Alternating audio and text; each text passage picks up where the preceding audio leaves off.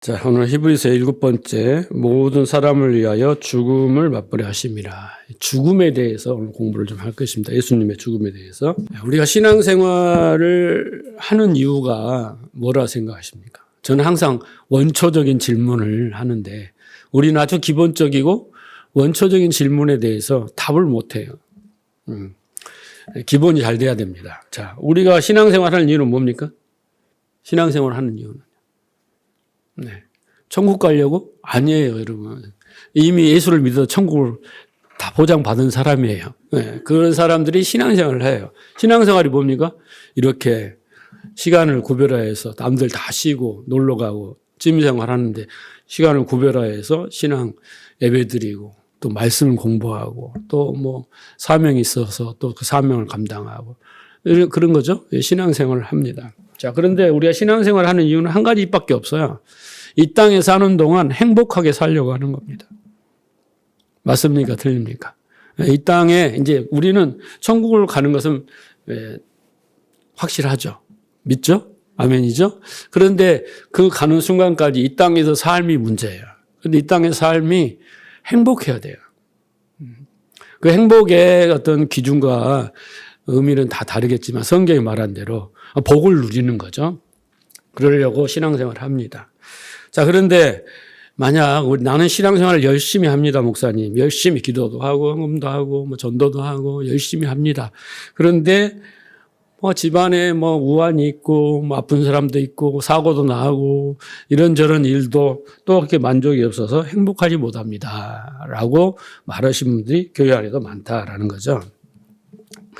자, 그러면 저는 그분들에게 딱 권면해 주시고 싶은 말은 딱 한 가지만 점검하십시오라고 말을 합니다. 한 가지. 그건 뭐냐면 이 성경에 대해서 하나님의 말씀에 대해서 그 성경이 나한테 얼마나 영향력을 끼치고 있습니까? 이걸 묻고 싶어요. 다시 말해서 내가 모든 것을 판단하고 선택하는 근거가 성경에 입각해서 합니까? 내가 삶의 목표를 정했어요. 행복의 목표를 정했어요. 뭔가 목표를 정해서 시간을 투자하고 돈을 투자하고 나의 열정을 모든 힘을 투자하는 그 목표가 성경적입니까? 라고 이제 묻고 싶어요. 내가 어떤 것이 가치가 있다라고 정했어요. 뭐 돈이 있을 수도 있고, 뭣도 있고, 명예도 있을 있고, 권력도 있을 수도 있고, 그렇죠? 그런데 그 최고로 가치로 여기는 것을 성경에 근거하여서 하나님이 가치 있다고 하는 것을 정했습니까? 라는 거예요. 나를 지금 이끌어가고 인도해 가는 것은 친구의 말입니까? 선생님의 말입니까? 네? 하나님의 말씀이 나를 인도해 가는 겁니까? 만약 말씀이 중요하다고 여러분이 인정하고 맞습니다라고 한다면 그러면 주야로 말씀을 묵상하십니까? 물어보는 거예요. 그래서 우리는 무엇을 열심히 했느냐 안 했느냐. 열심히 했으니까 복을 받고 안 했으니까 내가 복을 안 받는 게 당연하다. 이런 생각을 가지고 있는데 그게 문제가 아니라 하나님의 말씀에 대해서 내가 어떤 태도와 반응을 취하고 있느냐. 하나님 말씀에 대해서 어떤 생각을 가지고 있느냐. 하나님 말씀이 나한테 얼마나 영향력 있고 내 삶을 지배하고 나를 인도. 이게 문제지 다른 문제가 절대 아닙니다. 제가 20년 넘게 목회를 하면서 깨달은 것은 가장 중요한 것이 이것이에요. 아무리 신앙생활을 열심히 한다 하더라도 하나님 말씀이 자기하고 상관이 없으면 하나님 말씀 내 안에 없으면 꽝입니다. 꽝이에요. 자, 그래서 우리가 성경에 대한 권위를 인정하지 않거나 또는 성경에 대해서 올바른 지식을 듣지 않거나 하나님 말씀이 내 안에 거하지 않으면 어떤 좋은 결과도 우리는 우리가 맺어야 할 열매도 빛 좋은 게살구고요. 맺을 수가 없다. 그래서 우리는 행복한 삶을 원하고 그래서 신앙생활을 한다면 우리는 하나님 말씀을 잘 듣는 게 중요해요. 잘 듣습니다, 목사님. 그런데 결과가 없어요. 그거 잘못 들은 거예요. 잘못된 것을 들었든지. 둘 중에 하나입니다. 왜? 성경에는 무수하게 하나님 말씀은 능력이 있다라고 하잖아요. 절대 한번 선포된 말씀은 그냥 돌아온 법이 없다잖아요. 그렇죠? 비가 오고 눈이 오고 열매를 맺은 것처럼 하나님 말씀도 뿌려지면 열매를 맺게 돼 있어요. 그래서 하나님 말씀은 능력이다 라고 성경은 강조하는데 그 말씀이 나의 안에 들어와가지고 능력이 안 나타나면 둘 중에 하나입니다. 내가 잘못 들었든지 내가 하나님 말씀을 별로 그냥 중요하게 여기지 않았든지. 그렇지 않습니까? 자, 지난 시간에 우리가 2장에서 앞절에 쭉 보면 이런 말씀이 있었어요. 너희가 들은 말씀에 대해서 유념하지 않으면 그랬잖아요. 마음에 새기지 않으면 마치 닷을 내리지 않는 배가 바다에 떠 있는데 어떻게 되겠습니까? 닷을 내려놓지 않으면. 파도에 밀리고 바람에 밀려도 표류하게 되겠죠. 그렇게 되는 것처럼 네 인생이 흘러 떠나려 갈 것이다 라고 이렇게 말하고 있고요. 그건 믿음에서 떠나간단 말이죠. 3절에는 뭐라고 했냐면 우리가 이같이 큰 구원을 등한히 여기면 그 보응을 피할 수 없다. 이게 진짜 중요한 말이에요. 그 구원이 무엇인지 그 의미와 가치를 모르면 그 의미와 가치를 알아서 내가 거기에 반응하지 않으면 그에 상응한 보응 열매가 나한테 맺어져요. 아무 일이 안 일어난 게 아니에요. 좋은 열매는 기대할 수도 없지만은 안 좋은 열매가 맺을 수밖에 없다라는 것이죠. 그래서 이 말씀을 우리는 심각한 경고로 받아들여야 돼요. 지금 히브리서 말씀을 우리에게는 경종을 울리며 우리가 다시 우리 신앙생활을 점검하며 내 자신을 점검하며 하나님 관계를 점검하는 계기로 삼아야 된다라는 것입니다. 그래서 많은 신자들이 성경은 뭐라고 하는 말이냐면 큰 구원이라고 그래요. 3절에 보면. 구원을 그냥 구원이라고 안 하고 큰 구원이라고 합니다.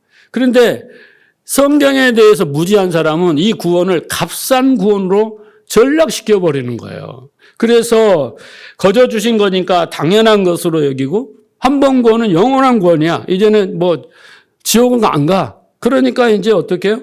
우리 마음대로 살자. 이제 그러고 천국 가면 되지. 그렇잖아요. 그런데 그런 생각은 구원의 그 시작, 그 초보의 그 시점에 머물러 있는 거예요. 성장하지 않는 거예요. 성경에는 분명히 구원의 과정이 있다라고 이야기하거든요. 그렇죠? 우리가 구약에서 애굽 단계가 있고 그다음에 광야 단계가 있고 가나안 단계 또 설명을 해 주잖아요. 과정이 있는 건데 그리고 그렇게 살다 보면요. 지금은 구원의 간격도 없어요. 옛날에 다 누리고 이제 필요 없어. 그건 감정이야. 여러분 구원의 감격은 감정이 아니에요. 깨달음에 의한 은혜와 그 영광을 찬송하는 찬송은 끊이지가 않은 거예요. 한 번으로 끝나는 게 아니에요. 그 의미를 깨달을수록 더 깊어지고 커지는 거죠. 그래서 구원의 감격도 없고 구원의 과정도 살지 않고 그리고 이제는 구원의 모든 걸 다 사라져 버렸어요. 그것은 한마디로 뭐냐면 구원의 의미와 가치를 모른다는 거예요. 구원의 의미를. 그래서 성경은 뭐라고 하냐면 큰 구원이 왜 큰 구원이냐. 구약시대 때 모세를 통해서 이야기를 했고 선지자를 통해서 이야기를 했고 또 천사들을 통해서 말씀을 하셨다 그랬잖아요. 그런데 그와 달리 성자 하나님이 직접 이 땅에 오셔서 그것도 십자가를 지심으로 우리를 구원한 사실이 놀라운 일이 아니냐. 이게 바로 큰 구원이라는 의미입니다. 차원이 다르다는 이야기죠. 자, 그리고 3절 이하를 보세요. 성경을 보면은. 자, 왜 이게 큰 구원이냐면 주께서 친히 말씀하셨다 그랬어요. 예수님께서 친히 이 말씀을 하셨어요. 구원에 대해서. 하나님이 우리를 구원하신다는 구원의 말씀하셨고, 그 다음에, 그래야 뭐라고 했어요? 이 구원의 4절에 보면 이 구원의 말씀이 참되다는 것을 하나님이 표징과 놀라운 기적, 이적들로 증명을 했다. 이렇게 또 말씀을 하고 있고요. 그 다음에 뭐라고 했어요? 성령을 우리에게 나눠주어서 알게 했다. 그러니까 우리가 구원이 그냥 뭐야 이렇게 하지 않고 선지자를 통해 말씀하셨고 그죠? 예수님이 직접 말씀하셨고 표징과 기적과 이적과 기사들로도 말씀하셨고 또 뭡니까? 이제 성령을 주셔서 결정적으로 알게 하셨다. 심지어 5절 6절에 뭐냐면 다윗의 시편을 인용했잖아요. 그러면서 뭐랬어요? 사람이 무엇이간데 인자가 무엇이간데 그러면 말씀 지난 시간에 공부했잖아요. 그렇게까지 이 5가지 증거를 통해서 이 구원에 대해서 이야기를 하고 있어요. 그런데 우리는 관심이 없어요. 왜 이렇게까지 하나님이 구원에 대해서 설명하시고 이루셨는가를 깨달아야 거기서부터 우리가 반응이 나오는데 이걸 잘 모르니까 우리 식대로 반응을 한다라는 겁니다. 자, 그래서 그 구원을 이루시기 위해서 마지막 결정적인 게 뭐냐면 오늘 9절 말씀은 잠시 동안 천사보다 못하게 하셨어요. 예? 원래는 그렇지 않는데 그러면서 어떻게 죽음으로 말미암아 예수님이 죽으심의 고난 당함으로 말미암아 어떻게 해요? 우리를 살리려 하심이라. 많은 자들을 하나님께로 인도하려고 이제는 죽음이라는 것을 당하게 하셨다라고 히브리서 기자는 이 구원에 대해서 쭉 설명을 하면서 마지막에 예수 그리스도의 죽음에 대해서 이야기하고 있습니다. 자, 그러니까 우리는 이 성경을 읽을 때 그렇구나가 아니에요. 자, 그러면 보세요. 이 구원이 어떻게 시작됐으며 또 어떻게 증거됐으며 하나님으로 또 성령으로 이렇게 증거되었죠. 그 구원을 이루시는 이가 누구시며 어떤 모양으로 천사보다 더 나아진 모양으로 그리고 어떻게 죽음으로 이렇게 구원을 이루었다라고 설명을 하고 있단 말이죠. 그래서 우리가 이것을 통해서 구원은 이런 거야. 구원은 진짜 큰 위대한 구원이구나. 정말 이것을 우리가 유념하지 않고 우리가 그것을 마음에 새기지 않고 그냥 값싸게 여기면 우리는 그 결과대로 보응을 받을 수밖에 없는구나. 그러나 우리가 그 의미와 가치를 깨닫는 순간부터 우리는 놀라운 말 그대로 해피해지는 겁니다. 해피해지는 거예요. 그래서 우리가 구원의 의미와 가치를 알지 못하면 유념하지 않고 등한히 여기면 우리의 신앙은 초보예요. 구원의 시작점에서 머물러 있어요. 과정을 살지 못해 성장하지 못한 말이에요. 그와 상응한 보응을 받을 수밖에 없다라는 것을 우리는 잘 염두에 둡니다. 마치 여러분 프로 운동 선수들 골퍼나 막 축구 선수들 이렇게 보면은 기초 체력과 기본기를 매일 연습을 해요. 매일 체력 단련을 한다는 거예요. 그리고 이제 본 게임에 들어가기 전에 한 1시간, 2시간 전부터 또 몸을 풀어요. 계속 몸을 풀어. 그리고 이제 본 게임 운동장에 들어간단 말이에요. 그런데 그렇게 기초 체력과 기초 기본기와 또 준비 운동을 안 하고 운동장에 들어가면 어떻게 됐어요? 실력 발휘를 못 합니다. 그렇게 하다가 어떻게 해요? 부상당해요. 그러다 어떻게 해요? 영구히 선수 생활을 못 하게 되는 것과 똑같습니다. 그러니까 우리가 이 구원의 그 원리, 구원의 이 기본조차 이해하지 못하면 우리는 진리의 전쟁에 가나안 가서 진리의 전쟁조차도 못하고 항상 애굽에서 머물러서 주세요, 주세요, 기적 주세요, 뭐 주세요. 거기에만 머물러 있다라는 거예요. 예, 보응은 그 애굽에서 받는 그 노역 있잖아요. 그 신음을 당하는 거예요. 그리고 광야에서 누려야 되고 가나안에서 누려야 복을 못 누리는 게 그게 보응이란 말이죠. 자, 그래서 결국은 우리가 그 진리의 전쟁에서 지고 믿음에서 떠나게 되는 결과를 가져옵니다. 그 시작점이 뭐냐면 구원의 의미와 가치를 모르는 거예요. 예. 그래서 여러분이 신앙생활 할 때 내가 뭘 중요한 건가? 여러분 이렇게 와서 예배 드리는 건 중요한데 이 예배 가운데 내가 뭘 해야 되는가? 내가 뭘 힘써야 되는가? 애써야 되는가를 딱 목표를 정하고 거기에 집중해야 돼요. 그래서 올바른 목표와 그걸 집중해서 가면 반드시 열매를 맺게 되는 거예요. 그게 기독교입니다. 자, 오늘 설교의 주제는 그 9절의 말씀에 예수님이 감당하신 고난, 그것이 곧 죽음이죠. 그럼 예수님이 왜 죽어야 우리를 구원하는가? 여러분, 그 의미를 아셔야 돼요. 예수님이 왜 죽어야 우리가 구원받는가? 다른 방법은 없는가? 여러분, 그걸 잘 알겠어요. 죽음의 의미에 대해서 오늘 공부한다고 그랬죠? 자, 9절의 말씀은 하나님의 은혜가 아들에게 임했는데 예수님은 모든 사람을 위해서 죽어야 돼요. 그러니까 은혜가 안 임하면 죽음이라는 거 없어요. 근데 은혜가 임했는데 죽어야 돼요. 왜 죽으셔야 되느냐 이 말이에요. 여러분 그 이유를 아시나요? 예수님이 십자가에 왜 죽으셔야 되는 이유를 아십니까? 여러분 쉽게 말하죠. 우리 죄를 사하시기 위하여. 그러면 여러분 우리 죄가 뭔데요? 선악과를 따먹어서 불순종해서 맞죠. 맞는 말이죠. 그런데 그 대답은 1점짜리밖에 안 돼요. 그럼 99점은 뭐야? 여러분. 그게 정답인데 우리 죄를 대신해서 죽으시는 건데 우리 죄는 불순종이에요.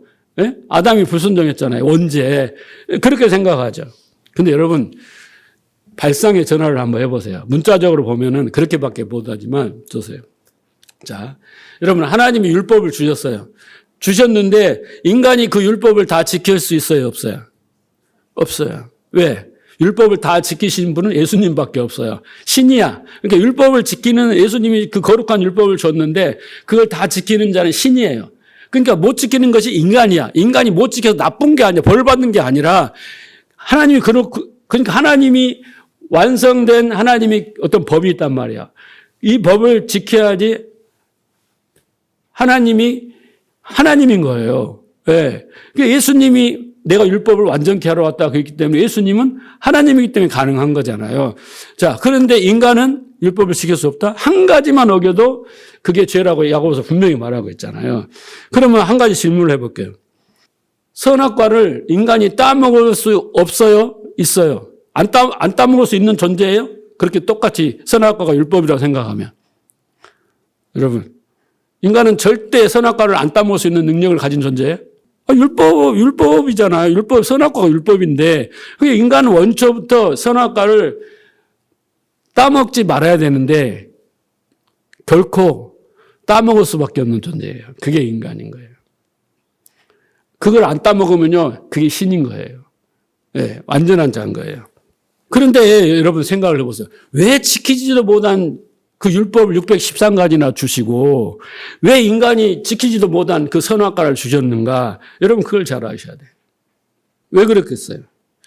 그걸 통해서 너희는 내 말에 불순종한 존재다. 너희는 그게 인간이다. 너는 신이 아니다. 네가 왕이 아니다.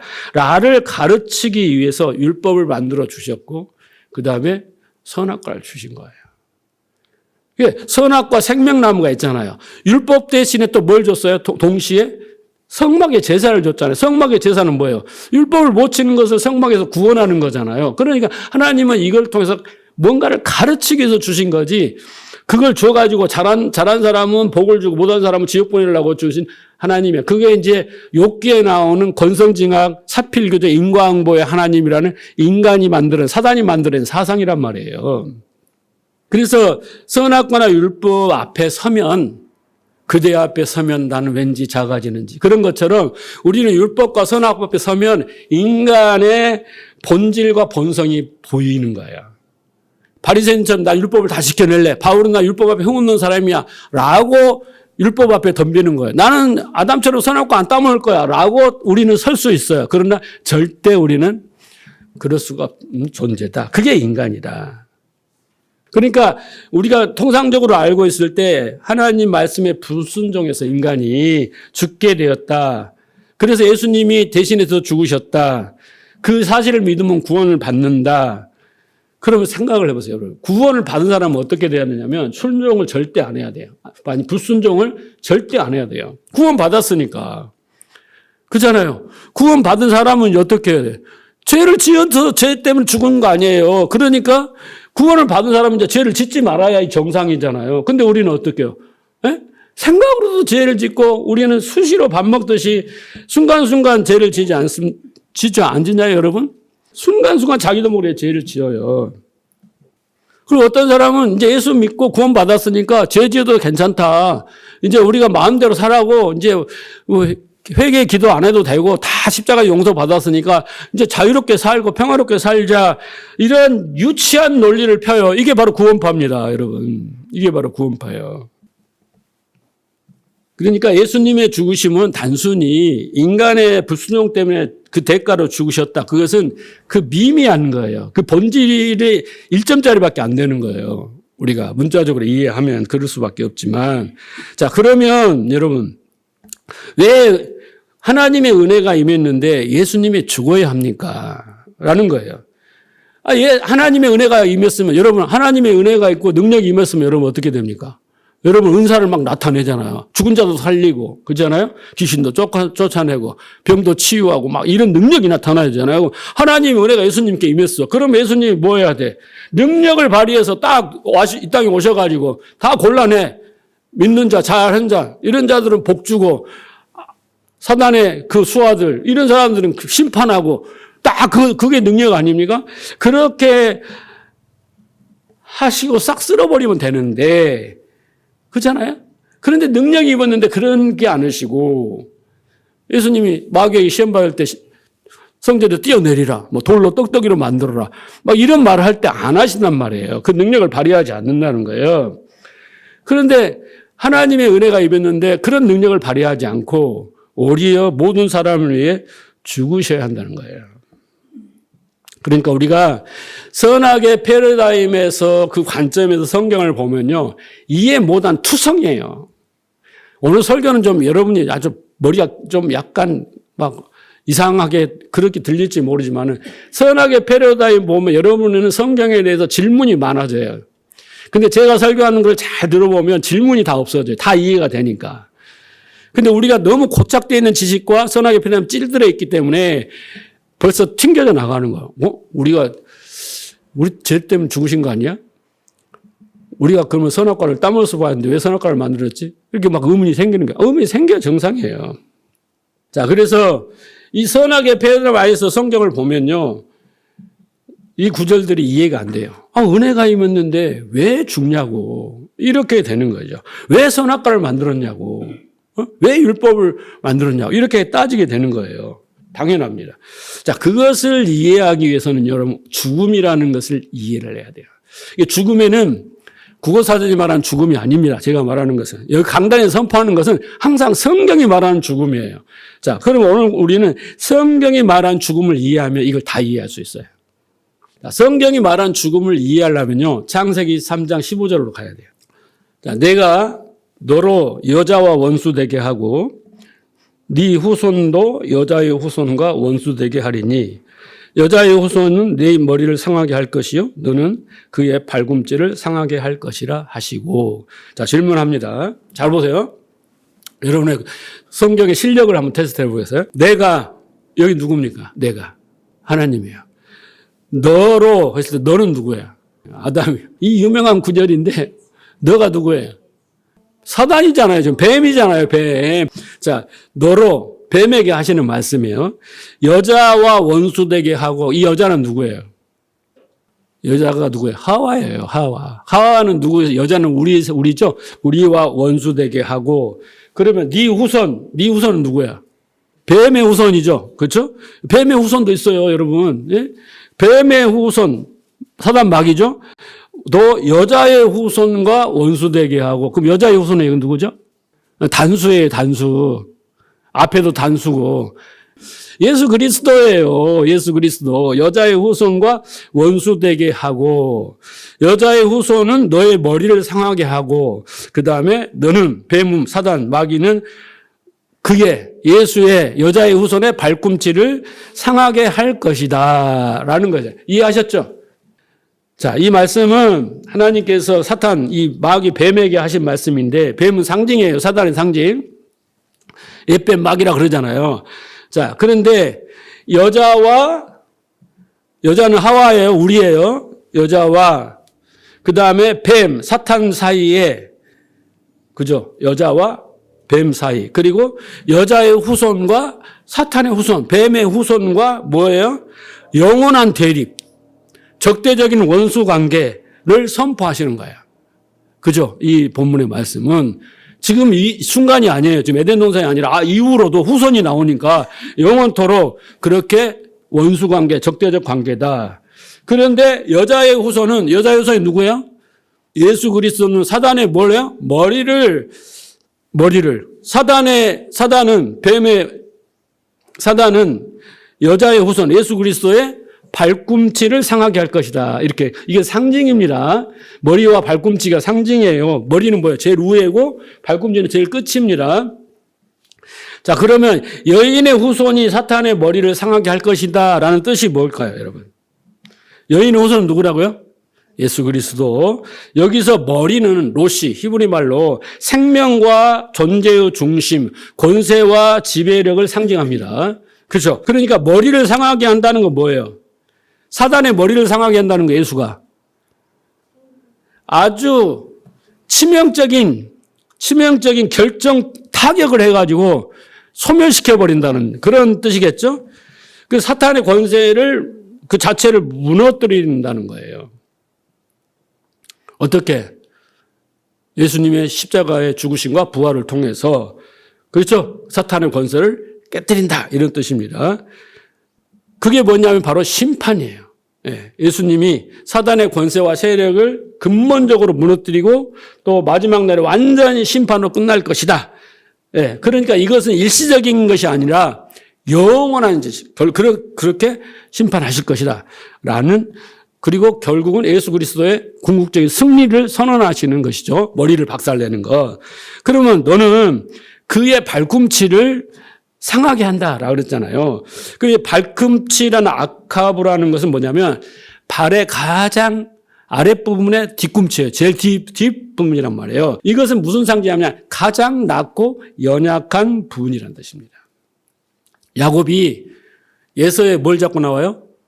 발꿈치를 잡고 나와요. 그런데 그 야곱은 어떤 존재냐면 아주 연약하고 어리석고 미련하고 보잘것없는 존재라는 상징이에요. 발꿈치를 괜히 잡고 나온 게 아니라. 그렇죠? 그러니까 사단이 예수 그리스도를 발꿈치를 상하게 한다는 것은 치명적이지 않아요. 머리는 치명적인데 얘는 치명적이지 않고 고통과 괴로움을 주는데 일시적인 거예요. 영원한 게 아니에요. 승리가 아니에요. 잠시 어떤 목적으로 그 역할을 하는 거예요. 쉽게 말하면. 그래서 그 발꿈치를 상하게 하는 그 발꿈치 사건은 뭐냐면 뭐예요? 예수 그리스도의 십자가의 죽으심을 상징한다라는 거죠. 그렇죠? 일시적, 머리를 부시는 것은 영원한 거예요. 그렇지만은 발꿈치를 부는 것은 일시적인 거, 영원한 것이 아니다. 예, 그것은 부활을 통해서 어떻게 해요? 다시 극복되는 겁니다. 그렇게 상징하는 겁니다.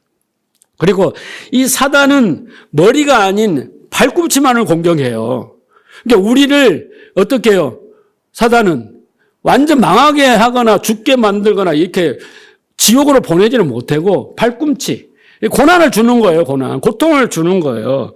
예, 그것만 공격하고 수 있습니다. 하나님이 그렇게 해놓은 거잖아요. 사단을 통해서 어떤 권세가 있지만은 제한적이고 결정적인 승리를 거둘 수 없게 만들었다. 그렇죠. 그래서 우리의 사단의 후손인 우리는, 그렇잖아요. 우리도, 여자의 후손 우리도 어떻게 합니까? 사단의 공격을 받을 수가 있죠. 발꿈치를 상하듯 우리도 시련과 고난을 겪어야 되는 거예요. 겪어야 되는 거죠. 그러나 그것은 치명적인 게 아니에요. 예. 그리스도와 함께 하면 우리는 승리할 수 있는 거예요. 그리스도가 승리한 것처럼. 자, 그러니까 창세기 15절 말씀대로 하면, 자, 이 세상에는 무수한 전쟁이 많아요. 지금 막 아랍이나 막 그런데 중동에 전쟁이 많잖아요. 막 여기저기서 1차, 2차, 3차 대전이 일어날 것이다 하고 막 난리잖아요.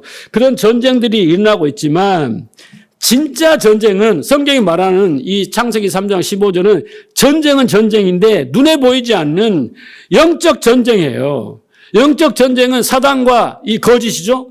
그 다음에 예수와 진리의 영적 전쟁인 거예요. 영적 전쟁인 거예요. 이걸 알아야 돼요. 그러니까 인간의 생사화복이 어디에 달렸느냐. 여러분, 우리의 생사화복이 어디에 달렸느냐. 사단의 지배를 받느냐, 예수의 지배와 통치를 받느냐에 따라 결정된다는 거예요. 왜 하나님이 창조하고 이렇게 해놓고 예수를 왜 보내냐고. 그러니까 우리가 보이지 않는 영적 전쟁이 내 머리 안에, 내 마음 안에 이어지고 있는 거예요. 이 세상 안에서. 그러면서 내가 이쪽으로 사단의 지배를 받고 사단의 인도와 가르침을 받고 사단의 말에 순종을 따라가면 그건 불행이요. 지옥의 삶을 사는 거고 예수의 말을 사면 빛의 삶을 사는 거예요. 이게 눈에 보이지 않는 영적 전쟁을 지금 창세기 3장 15절은 보여주고 있는 겁니다. 가시적으로. 자, 근데 여기서 또 이제 죽음과 무슨 상관이 있는가를 잘 알아야겠죠? 자, 여기서 중요한 것은 왜 사탄이 저주를 받고 머리가 부서지는 형벌을 받아야 되는가? 이게 중요한 거예요. 왜 사단이 저주를 받고 머리가 부서지는 형벌을 받아야 되는가 하는 거예요. 그것은요, 사단이, 잘 들으세요. 사단이 하나님의 백성하고 연합하여 하나가 되었기 때문에 그래요. 그 말은 무슨 말이냐면 사단의 말을 믿고 그 말을 진리로 받아들여 사탄이 말한 대로 행동한 것, 그것은 성경은 죽음이라고 말하는 거예요. 우리는 그냥 숨이 끌딱 나면 죽음이라고 생각하는데 그건 눈에 보이는 가시적인 육체의 죽음을 말하는 것이고 성경이 말하는 죽음은 뭘 말하냐면요. 사탄이, 다시 한번 설명합니다. 사탄하고 하나님의 백성이 연합돼서 창세기 6장에 나오잖아요. 하나님이 나오잖아요. 자, 사탄과 백성이 연합해서 하나가 되었다. 그 의미, 하나가 됐다는 의미는 뭐예요? 사탄의 말을 믿고, 사탄의 말을 듣고 믿고 그 말을 진리로 받아들여 사탄이 말하는 대로 행동하는 것. 이게 뭐냐면 죽음이에요. 죽음. 성경이 말하는 죽음이에요. 다시 말해서 진리가 없는 상태, 곧 생명, 빛이 없는 상태, 이게 죽음의 상태예요. 자, 제가 거짓말을 하는지 진짜인지 보세요. 에베소 2장 1절을 보세요. 자, 그는 예수입니다. 우리를 살리셨다 그랬잖아요. 허물과 죄로 죽었던 너희를 살리셨다. 그러면 우리 죽었어도 살았어요, 지금. 육신은 살아있잖아요. 그런데 지금 예수 믿기 전에 우리는 어떻게 되었어요? 허물과 죄로 죽었다라고 성경은 딱 규명을 한단 말이에요. 규정을 한단 말이에요. 자, 그랬으면 그때 봤어요. 죽어 있는 상태가 그 증상이 어떻게 나타나냐라고 하면 너희가 그 가운데서 일단 세상 풍조를 따랐다. 세상의 가치관, 세상이 정한 목표, 세상의 방식을 따랐다라는 거잖아요. 그렇죠? 그리고 공중 권세 잡은 자를 따랐으니 지금 불순종 가운데 역사하는 영이라. 자, 그 가운데 어떻게 했어요? 육체의 욕심을 따라 지내며 육체와 마음이 원하는 것을 하여. 이게 뭐예요? 본질상 진노의 자녀, 죄의 값이란 말이에요.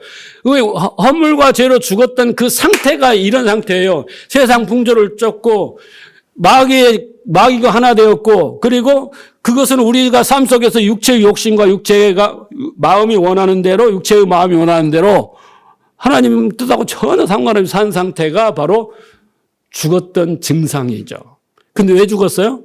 사단과 연합되었다 이 말입니다. 그래서 사단과 이 사단 마귀와 인간이 연합된 상태가 바로 죽음이에요. 그러면 여러분 살아있는 상태가 되려면 어떻게 해요? 이제 이거 맞출 수 있겠죠. 우리가 누구하고 연합되어야 돼요? 예수와 연합되면 돼요. 예? 사단과 결혼 생활을 했어. 그런데 이제는 어떻게 해요? 예수님의 신부가 돼서 이혼하고 신부가 되면 우리는 살아있는 상태에 생명을 가진 상태에 예? 죽음에서 생명을 얻은 상태가 되는 거예요. 쉽죠? 네. 자, 요한복음 3장 15절 보세요. 이는 그를 믿는 자마다 영생을 얻게 하려 하심이라. 하나님이 세상을 이처럼 사랑하사 독생자를 주셨으니 그를 믿는 자마다 멸망하지 않고 영생을 얻게 하라니라. 여기서 영생과 멸망이 나오잖아요. 그러면 여기서 영생이란 단어는 생명을 지속하는 시간적 개념이 아닙니다. 시간적 개념이 아니라 그 가치가 영원하다라는 뜻인데 예수를 믿으면 영생을 얻는다는 것은 나는 죽어 있잖아요. 나는 죽은 상태란 말이에요. 내 죽음이 영원한단 말이에요. 그런데 그 죽음의 헛됨이 나에게 미치지 않아. 미치지 않아. 죽음의 비극이 우리를 침범할 수 없어. 죽음하고 나는 상관이 없어요, 이제. 살았어. 이게 바로 영생이라는 의미예요. 영원히 산다는 시간적 개념이 아닙니다. 여기서는. 그래서 영생은 영원한 생명인데 불고불변의 진리를 말하는 거예요. 진리가 뭐예요? 생명이잖아요. 그게. 우리 인간에게 그게 생명이잖아요. 그게 영생이란 말이에요. 그래서 우리는 이 예수님과 연합하여 우리가 빛, 생명, 그 진리를 우리가 갖게 되면 허물과 죄로 죽은 상태에서 벗어나게 된다. 그래서 여인의 후손이 사탄의 머리를 상하게 하고, 이 말은 뭔 말? 그 사탄의 거짓의 실체를 밝히고, 이걸 뭐라고 했어요? 심판이라고 그랬습니다. 예수님의 심판. 오히려 진리를 알게 할 때, 그때부터 우리는 사탄과 분리돼요. 사탄을 연합되어서 그 죽음의 상태에서 살아있는 상태로 전환된단 말입니다. 생명을 얻었다라는 거죠. 사탄은 우리에게 뭐라 했습니까? 너희가 결코 죽지 않으리라 그랬습니다. 선악의 방식으로 살아도 너희는 결코 죽지 않다. 그런데 어떻게 했어요? 그건 거짓말이에요.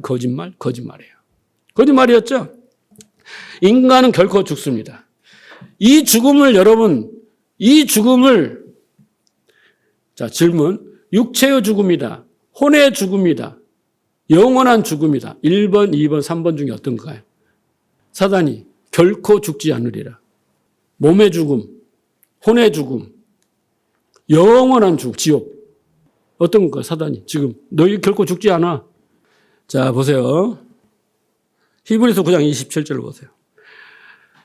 한 번 죽는 것은 사람에게 정해진 것이요. 이 죽음은 어떤 죽음일까요? 이게 바로 육체의 죽음이에요. 모든 사람은 다 죽어요. 모든 사람은 다 죽게 돼 있어요. 숨이 끊어지면 죽는 거야. 이게 하나님이 정한 거예요. 그 후에 반드시 심판이 있으리라. 이 죽음은 어떤 심판일까요? 어떤 죽음일까요? 이게 둘째 사망, 지옥 가는 죽음입니다. 이 심판의 죽음이죠. 그렇죠? 이해하셨죠? 이제 육체의 죽음은 원래 하나님이 정하신 거고 모든 사람은 죽어요. 근데 마지막에는 심판을 받아요. 이게 둘째 사망이에요. 지옥 갈 건가 천국 간가 이 심판을 받습니다. 자, 창세기 2장 17절로 보세요.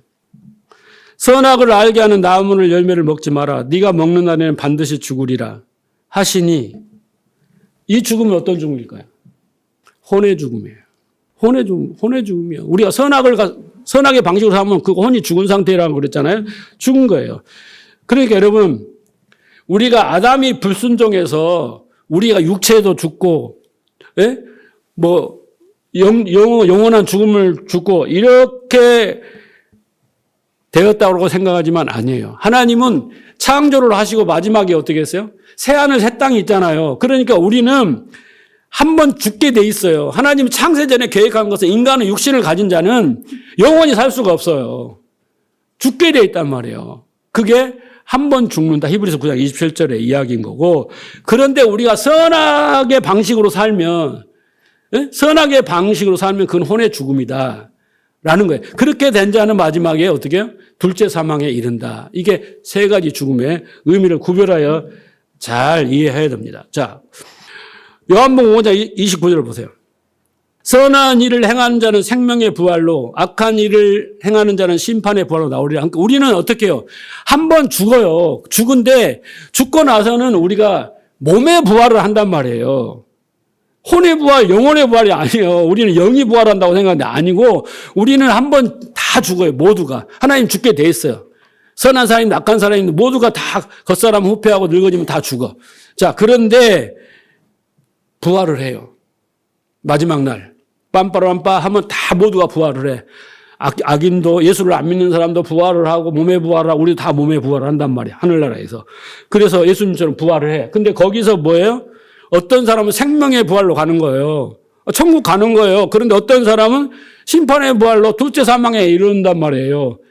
그러니까 우리가 한 번 죽는 것은 선악과를 따먹어 죽는 게 아니라 다 죽게 돼 있어요.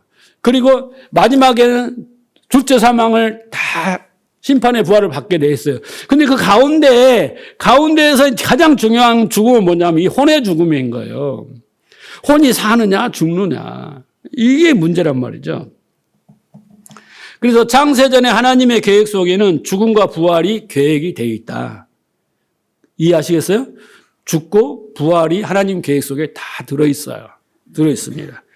자, 계시록 20장 4절 보세요. 또 내가 보자들을 보니 거기에 앉은 자들이 심판하는 권세를 받았더라. 자, 심판하는 권세를 받은 자를 봤어요. 사도 요한이 보니까. 또 내가 보니 예수를 증언함과 하나님의 말씀 때문에 목배임을 당한 자, 그 사람들이 누굴까요? 그 사람들이 여러분이에요. 왜? 목배임을 당했어. 그 목배임을 당하고 그 후에 뭐가 앉혀졌어요? 예수의 머리가 앉혀진 게 교회 아닙니까? 교회의 머리는 예수니까. 그렇죠? 그래서 하나님 말씀 때문에 예수의 증언 때문에 우리가 목배임을 당했다 이런 거예요. 똑같은 사람이요. 지금 심판하는 권세를 가진 자나 동격이란 말이에요. 예수의 증언한 거 하나님 말씀 때문에 목배임을 당한다고 똑같은 거예요. 순교자들이 아니에요. 그 다음에 짐승과 그의 우상에게 경배하지 아니하고 그 이마에 666 그 표를 받지 아니한 자 누구예요? 여러분이에요. 똑같아요. 세 사람은 다 똑같은 사람들을 이야기한단 말이에요. 자, 그런 사람들은 살아서 1000년 동안 왕노를 하는 거예요. 자, 보세요. 근데 1000년 동안 왕노를 하고 5절. 그 나머지 죽은 자들은 1000년의 차이까지 살지 못하더라. 그게 첫째 부활이다. 그러면 첫째 부활은 이 땅에서 이루어집니까? 저 하늘나라에 가서 이루어집니까? 이 땅에서 이루어지는 거예요. 잘 아셔야 돼요. 첫째 부활은 죽었던 자가 사단과 연합된 자가 예수 그리스도 십자가의 부활로 성령을 보내주셔서 우리가 생명을 얻으면 그걸 뭐라고요? 첫째 부활이라고 하는 거예요. 첫째 부활. 그러니까 첫째 부활을 하지 않는 자는 뭐예요? 이 땅에서 1000년 동안 뭐 하는 거예요, 지금? 1000년은 상징적인 숫자예요. 자, 이게 뭐예요? 죽은 자로 살아가는 거예요, 죽은 자. 죽은 자들은 그러잖아요. 1000년 동안, 여기 1000년이 차이까지 살지 못하라 그러잖아요? 살아나지 못한다는 거죠? 자, 그 다음에 6절을 보세요. 이 첫째 부활에 참여한 자는 복이 있고, 여러분 복 있어요? 예, 여러분 첫째 부활에 참여한 자는 복이 있는 거예요.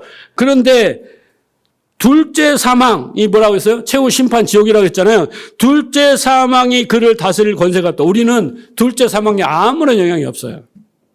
도리어 그들이 하나님과 그리스도 제사장이 되어 1000년 동안 그리스도로 왕론하리라 라는 거예요. 죽음에 세 가지가 있다. 여러분 잘 기억하시기 바랍니다. 그러니까 창세기 2장 17절에 보면 선악을 알게 하는 나무, 율법을 말하는 거예요. 먹는 날에는 반드시 죽으리라 하는 죽음은 혼의 죽음, 곧 진리가 없는 상태라고 보시면 되고요. 이 허물과 죄로 죽은 상태, 곧 사단과 연합된 상태가 죽음이죠. 그렇죠. 그런데 예수를 믿고 우리가 어떻게 해요? 예수님으로부터 성령으로부터 진리를 받게 되면 어떻게 됩니까? 우리는 부활을 하는 거예요. 그걸 첫째 부활이라고 그래요. 오케이? 그럼 우리는 어떻게 돼요? 먼저 첫째 사망에 있었던 자들이죠. 허물과 죄로 죽었다 그랬잖아요. 그 첫째 사망에 있었던 자들이니까 예수를 통해서 우리는 첫째 부활을 이루고 나중에 심판에 갔을 때는 둘째 사망이 있는데 그 둘째 사망 해가 우리를 절대 손못 대라고 말씀을 하시는 겁니다. 자, 그래서 창세기 3장 15절을 다시 보시면 내가 너로 여자와 원수되게 하고 내 후손도 여자의 후손과 원수되게 하리라. 그렇죠? 그러니까 여러분, 여자의 후손과 사단의 후손은 어떻게 해요? 철천지 원수예요. 이 싸움을 싸워야 되는 거예요. 이 싸움을, 내 안에서도 이 싸움을 싸워야 되는 거예요, 여러분. 마귀, 사단 귀신이 저 밖에 있는 게 아니에요, 여러분. 이 싸움은 영적 전쟁이라니까요. 이 싸움은 철저한 원수 관계에서 치고받고 싸워야 되는 싸움이에요. 이 가나안 전쟁의 상징 아닙니까? 자, 그런데 여러분, 사단의 후손이 어디에 있을까요, 여러분? 사단의 후손이. 여러분, 사단의 후손이 있다고 들어봤어요? 이 창세기 15절 말하잖아요, 모세가. 너와 여인의 후손과 사단의 후손은 원수지간이 될 거다. 사단의 후손이 어디 나와요? 자, 요한복음 8장 보세요. 43절. 어찌하여 내 말을 깨닫지 못하느냐? 이는 내 말을 들을 줄을 알지 못함이로다. 너희는 너희 아비 마귀에 났으니. 자, 조상이 마귀야. 근데 여기서 너희는 누구예요? 바리새인들이에요. 아비의 욕심대로 너희도 행하고 하는 자라. 그는 처음부터 살인자여 진리가 그 속에 없으므로 진리에 서지 못하고 거짓을 말할 때마다 제 것으로 말하니 이는 거짓말쟁이요 거짓의 아비가 되었습니다. 내가 진리를 말함으로 너희가 나를 믿지 아니하다. 그러니까 지금 예수님은 그 사단의 후손들이 누구라고 생각하는 거예요? 바리새인들이라고 생각하는 거예요. 율법주의자들. 심각하죠? 그들이 올바른 바울의 사도에 의하면 로마서 10장 2절에 하면 그들이 성경을 가지고 있으나 올바른 지식을 갖지 않아서 그들이 어떻게 됐어요? 하나님 의를 대적한다고 그랬잖아요. 그들이 뭐예요? 그것 때문에 사단의 후손이 된 거예요. 너희 아비가 마귀다. 그래서 예배당 안에도 개구리 떼처럼 바글바글하는 율법주의자들, 기복주의자들, 외식하는 자들 다 뭐예요? 상징적으로 기분 나쁘겠지만 사단의 후손이라고 부른 거예요. 진리가 없는 자들을. 그래서 여러분, 이 말은 설교가 좀 어려울 수 있는데 사단이라는 것을 자꾸 존재로 생각하시면 안 돼요. 보이지도 않잖아요. 하나님도 존재로 생각하시면 안 돼요. 우리가 볼 수도 없고 상상할 수도 없는 존재예요. 존재는 하시지만. 그렇죠? 그런데 이 사단을 존재로 보지 말고요. 말씀으로 보는 거예요. 우리가 하나님은 뭐다? 요한복음 1장? 태초에 말씀이 계시다. 하나님은 영이다. 말씀이라고 하잖아. 우리가 하나님을 이해할 수 있는 방법은 말씀밖에 없어요. 그러면 사단도 어떻게 이해를 해야 돼요, 여러분? 사단을 어떻게 확인해, 여러분? 30장 두고 여러분 꿈에 나타나요? 사단도 마찬가지로 우리가 이 땅에서 이해하는 방법은 사단의 말. 예? 고린도서 2장에 보면 나오잖아요. 사람의 영, 세상의 영, 하나님의 영이 나오잖아요. 말씀을 가지고 이야기하는 거예요. 누구 말을 듣고 따르고 연합되었느냐 이걸 말하는 거란 말이죠. 그러니까 사단 그러면 여러분 뭘 생각하냐면 거짓, 비진리 이걸 생각해야 돼요. 그래서 더러운 말, 악한 말, 그죠? 거짓말, 이게 사단이라는 거예요. 사단의 의미가. 예. 그러니까 사단과 귀신들이 여러분 기도 생활도 안 하고 주일도 제대로 잘 빠지고 막 뭐 신앙생활을 신령하게 안 하는데 사단이 여러분을 가만히 놔둘까요? 진짜 사단이 삼창 들고 다녀서 밤마다 막 꾸며나고 괴롭히든지 아니면 운전할 때마다 막 차를 꼬라박게 하든지 막 해야 하는데 아무 일도 안 일어나잖아요. 사단이 무슨 일을 하고 있을까요? 우리 안에 있다니까요. 우리 안에서 하나님 뜻을 못 알아듣게 하고, 사단이 말씀이 떨어지면 어떻게 해요? 길가에 때는 다 주워 먹어버리잖아요. 못 알아듣게 하고, 네 생각이 오라, 네 생각이 오라, 네 가치가 오라, 네 목표가 오라, 네 상식이 오라, 네 경험이 오라라고 자꾸 막 충동질 해가면서 그것대로 선택하고 판단하고 하는 거예요. 그렇게 만드는 게 사단이야. 우리가 나하고 혼연일체가 됐기는 잘 모르는 거예요, 여러분. 정말 말씀, 진리로 봐야지 그게 분별이 되고, 아, 내 안에 이런 악한 생각, 더러운 말, 세상적 지식이 가득하구나, 라고. 우리는 겉모습은 되게 거룩하고, 그럴듯하게 보이지만, 속은 전혀 아니올시다예요. 견고한 진처럼 버티고 있어. 하나님을 대적하는 생각들이 가득하다니까요. 자, 디모데서 4장 1절을 보세요.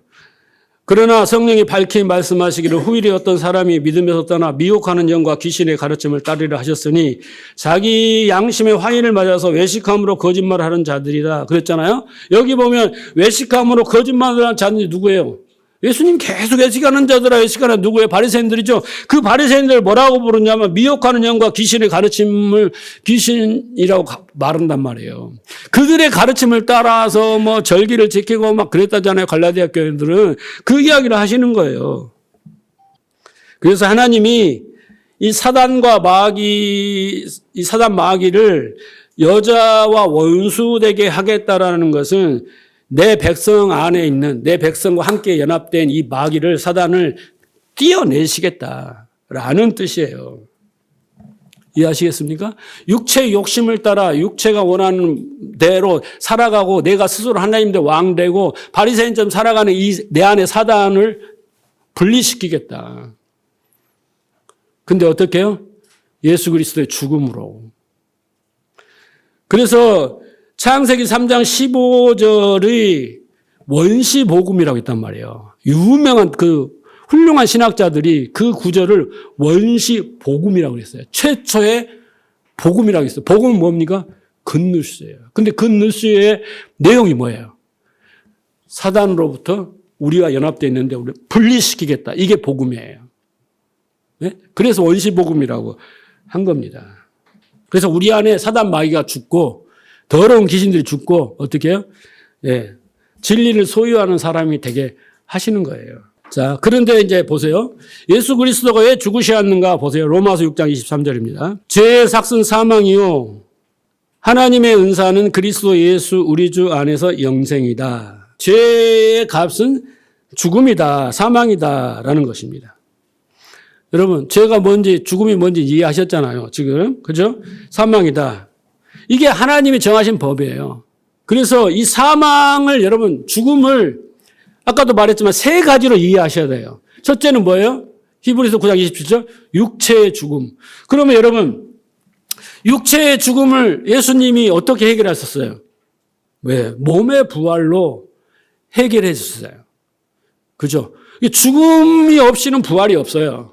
그러니까 예수님이 육신의 몸을 입고 죽었고 하나님이 우리가 죽게 하는 것은 상징적으로 보여주는 거예요. 너희들은 유한하고 죄는 결국 사망에 이른다라는 것을 눈으로 보여준 거예요. 그렇죠? 그래서 일단은 예수님이 죽으심으로 다시 부활을 안 했으면 문제가 심각해지죠. 그런데 부활을 통해서 이제 육체의 죽음은 죄값으로 죽는 거예요. 대표로. 그렇지만은 어떻게 해요? 부활로 이 죽음의 문제를 해결했다. 그 다음에 두 번째는 뭐예요? 영적인 죽음, 혼의 죽음이죠. 자, 그래서 어떻게 했어요? 이게 첫째 사망이잖아요. 하나님과 관계가 단절된 거죠. 근데 예수님이 어떻게 했어요? 다리를 놓았잖아요, 우리 애가. 하나님과 우리를 화목하게 하셨다. 그죠? 하나 되게 하셨어요. 그 단절된 관계를 십자가로 연결했단 말이에요. 하나 되게 하셨어요. 그 다음에 세 번째는 영원한 사망이죠. 지옥 가는 것에서 우리는 둘째 사망에 이르지 않겠다. 이게 예수님의 이 대속적 죽음을 통해서 육체의 죽음, 혼의 죽음, 영의 죽음이라고 할까요? 지옥 가는 않는 이 죽음의 문제가 다 해결됐어요. 죽음이 아니면은 하나님이 정해놓은 법칙이기 때문에 죽음이 아니면은 해결이 안 돼요. 부활이 없어요. 그래서 예수님의 죽음은 인간의 죄값을 치르시는 거죠. 우리가 문자적으로 보면. 그죠? 예. 그리고 인간이 되셔서 죽음을 맛보심으로 진짜 죽는 거예요. 진짜 죽는 거예요. 아, 사람은 이렇게 죽는 거야. 히브리 9장 27절처럼 인간의 육신은 이렇게 죽는 거야. 그런데 하나님이 우리를 구원하시는 것은 몸의 부활로, 우리가 죽으면 끝이잖아요. 몸의 부활로 우리가 사는 거죠. 근데 그 전에 우리는 어떻게 해요? 첫째 부활에 이르게 하죠. 예. 그 다음에 둘째 부활에 생명의 부활로 이르게 한다라는 것입니다.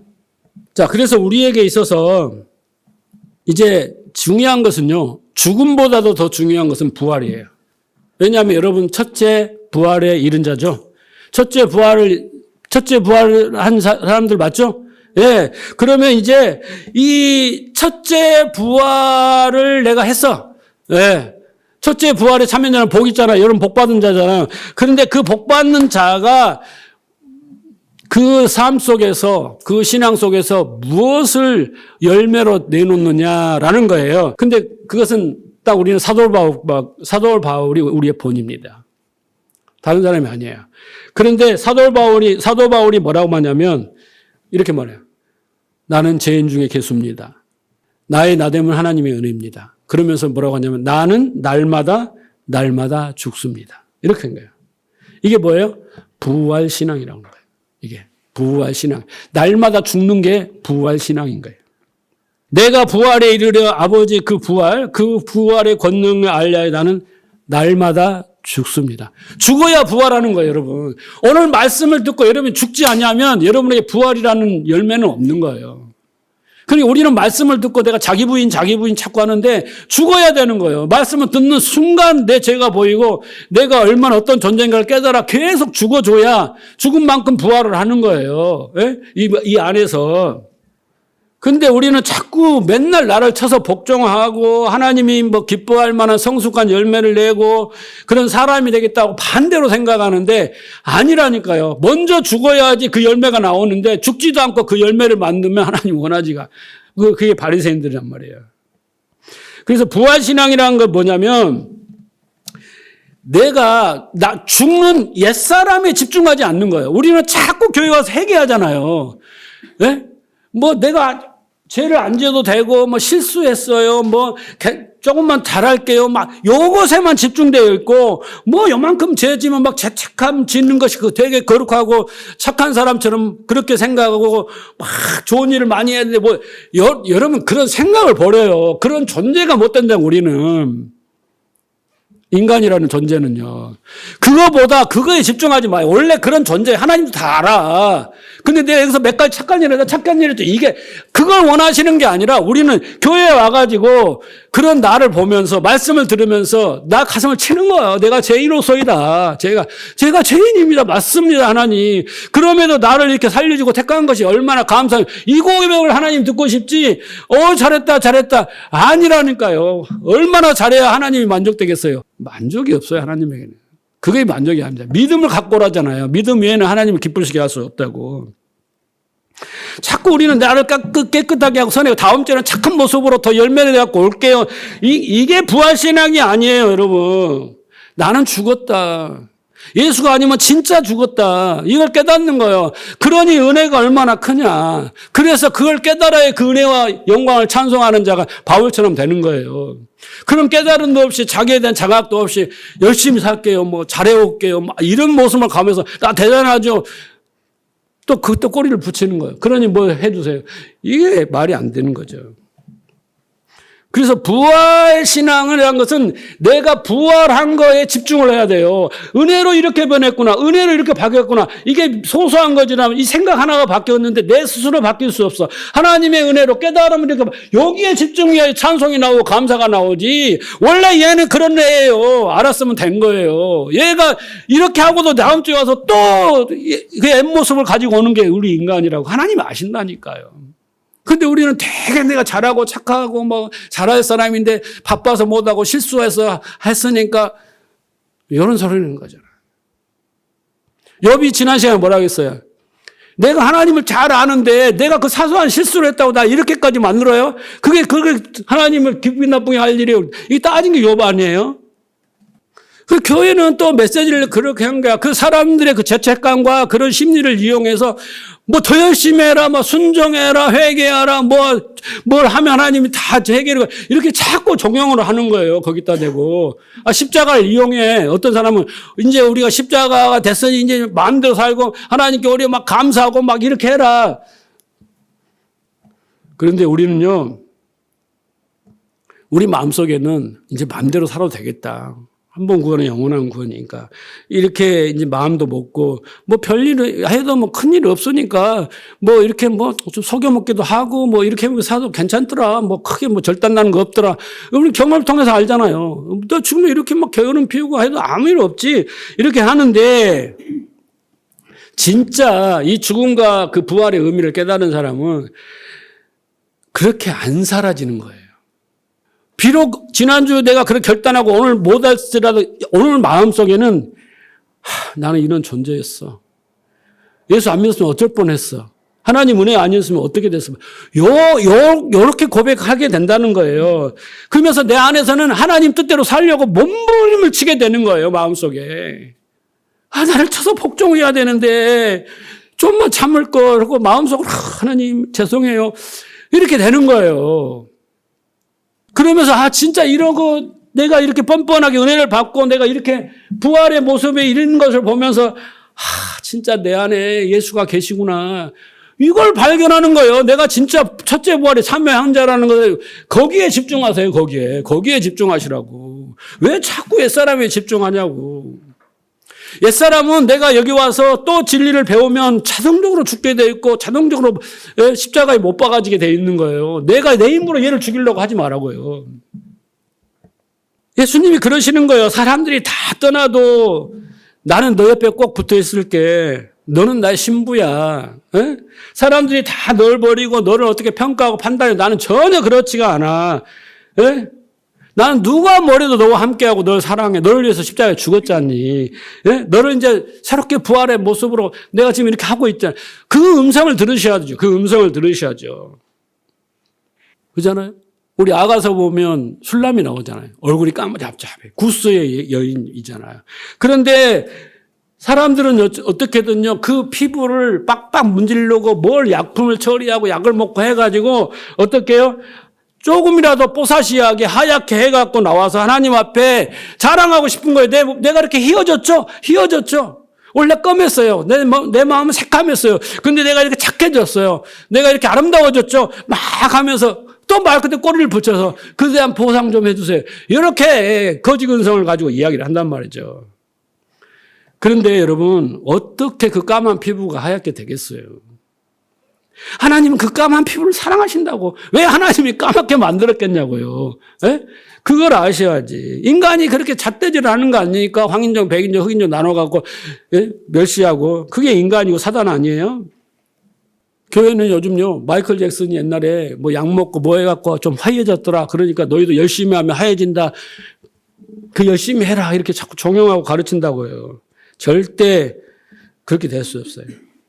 결국 우리는 그 성경에 대한, 처음에도 말씀드렸지만 성경에 대한 그 무지, 올바른 지식을 갖지 않고 저 용어 자체도 제대로 이해하지 못하는 거기에서 오는 그 오류 때문에, 부족함 때문에 우리 신앙이 오합지졸이 되고 열매를 맺지 못하는 거예요.